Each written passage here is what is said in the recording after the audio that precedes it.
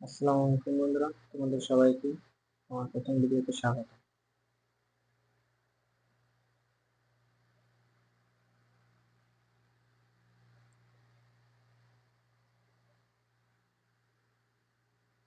তো আজকে আমরা কথা বলবো মানুষের জীবনকে প্রভাবিত করে এমন কিছু শব্দ, যে শব্দ দ্বারা আমরা সাধারণত প্রভাবিত হয়ে থাকি, কিন্তু আমরা নিজেরাই জানি যে আমরা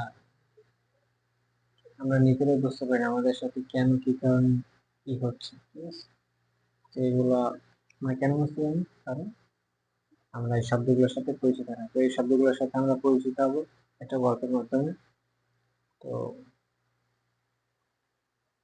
গল্পের মেইন ক্যারেক্টার হচ্ছে রাজা, আমি উল্লেখ করতেছি।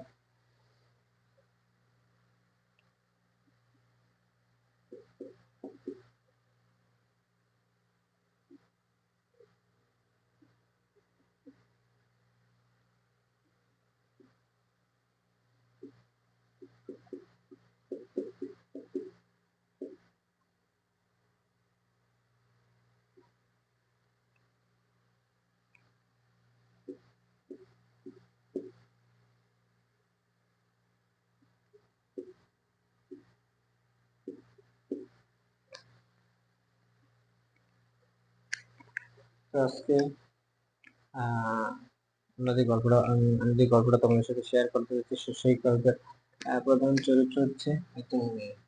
ঠিক আছে, এই মেয়ে। তো আর টোটাল মানে সব টোটাল চরিত্র হচ্ছে পাঁচটা। মেয়ের মা, তার শাশুড়ি মা, তার জামাই, একটা ননদ। ঠিক আছে, তো ঘটনা হচ্ছে কি যে এই মেয়ে ছোটবেলা থেকে একা একা থাকতো। ঠিক আছে, একা একা থাকতে থাকতে একটা সময় সে আহ, নিজেকে হারিয়ে ফেলছে। সে সমাজের সাথে মিশতে পারে না, কার সাথে কথা বলতে পারে না, কোথাও গেলে নিমুখ স্বভাবে নিজেকে লুকিয়ে রাখে। তো এরকম এরকম স্বভাব তার ছিল, কারণ তার মা তাকে ছোটবেলা থেকেই এটাই শিখিয়ে দিয়েছে যে মানুষের সাথে মেশা ভালো না। পোশাক ভালো পোশাক পরিচ্ছদ পরে লইয়া বোকা অহংকারীরা। তো তার মা তাকে এগুলো বলতো, আর সে নিজেকে এরকম সমাজ থেকে দূরে রাখতো। তো দেখতে দেখতে সে একটা সময় অসামাজিক হয়েছে। হম তো এরকম চলতে থাকে। এক সময় তার বিয়ে হয়, কিন্তু তার স্বভাবে কোনো পরিবর্তন আসেনি। বিয়ে হওয়ার পরও সেরকম মুখচোরা স্বভাবের ছিল। হ্যাঁ, বিয়ে ছিল মুখচোরা। মুখচোরা মানে মানে নিজেকে লুকিয়ে রাখতো। আর মা নিজে তোমার হম পোশাক পরিচয়ে বাধা দিত। হ্যাঁ, মেলামেশা মেলামেশা করতে নিষেধ করতো। হ্যাঁ, তো এই কারণে তার ছোটবেলায় এরকম এই মুক্তরা স্বভাব হয়ে গেছে। তো একটা সময় তার বিয়ে হয়ে গেছে। বিয়ে হওয়ার পর তার শাশুড়ি ছিল আধুনিকভাবে। সে তার ছেলে মেয়েকে সামাজিকভাবে বড় করছে। যে যার যে যার মন মতো ইচ্ছে মতো চলাফেরা করতো। সে কখনো তাদের স্বাধীনতা হস্তক্ষেপ করতো না। তো এই শাশুড়ি মা লক্ষ্য করলেন যে তার বউ মুক্তরা স্বভাবের। হ্যাঁ, আর মেয়ের মানে যে বউ, তারই মানে একটা সময় নিজের ভিতরে খারাপ লাগা শুরু করতে থাকে যে তার তার জামাই উন্নত, উম, তার জামাই সামাজিক, তার ননদের সবাই সামাজিক, কিন্তু সে অসামাজিক। তো এই জিনিসটা তার কাছে খুব খারাপ লাগে। তো এরকমের চলতে চলতে এটা তার কাছে এক রকমের বিরক্তিকর ঘটনা হলো, যেটা সে তার এই খারাপ লাগাটা এমন পর্যায়ে চলে যায় যে সে আত্মহত্যার জন্য একটা সময় আহ, সিদ্ধান্ত নিয়েছিল যে সে আত্মহত্যা করবে। তো তার তার আগে তার শাশুড়ি মা তার মানসিক পরিস্থিতি বুঝতে পারে, এবং তার শাশুড়ি মা তাকে একটা কথা বলে, যে কথার কারণে সে সামাজিক হয়ে ওঠার পথের দিকে ধাবিত। তার শাশুড়ি মা বলে তার শাশুড়ি মা বলে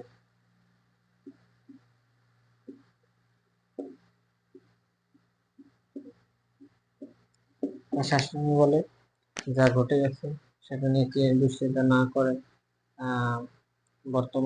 বর্তমানে ঠিকঠাক মতো কাজ করে ভবিষ্যৎকে শুধরে নেওয়া যায়। তো এই কথাটা সে খুব ভালোভাবে নিজের খুব ভালোভাবে অনুধাবন করতে পারে এবং সে তখন থেকেই মানে ছোট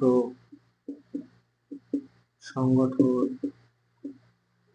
বাড়িতে মেহমান আসলে তাদের সাথে কথা বলা, মানুষদের সাথে মেশা, তখন থেকে এগুলা করা শুরু করলো এবং দেখতে দেখতে সে এভাবে নিজেকে উপলব্ধি করতে পারলো। তো সে সে যখন মানুষের সাথে মেহমানদের সাথে ছোট সংগঠনের সাথে ধীরে ধীরে যুক্ত হতে থাকলো, সে নিজেকে অনুসন্ধান করা আত্ম-অনুসন্ধান করা শুরু করলো। মানে সে কে, সে কি করতে পারে, আর তার জন্মই বা কেন, সে এভাবে নিজেকে প্রশ্ন করতে থাকে, আত্ম-অনুসন্ধান করতে থাকে। তো আত্ম-অনুসন্ধান করতে করতে সে সংগঠন সকল মানে মানুষদের সাথে মিশতে মিশতে সে বুঝতে পারে যে সে সে অন্য রকমের কিছু একটা। তো সেখান থেকে আত্মোপলব্ধি আসে যে সে আত্মোপলব্ধি, আত্মবিশ্বাস এগুলো আসে যে না, সেও সমাজে 4-5টা লোকের মধ্যে স্বাভাবিক, সেও সব করতে পারে। এরকমের করতে করতে তার ব্যক্তিত্ব চরিত্র হয়ে উঠলো সামাজিক।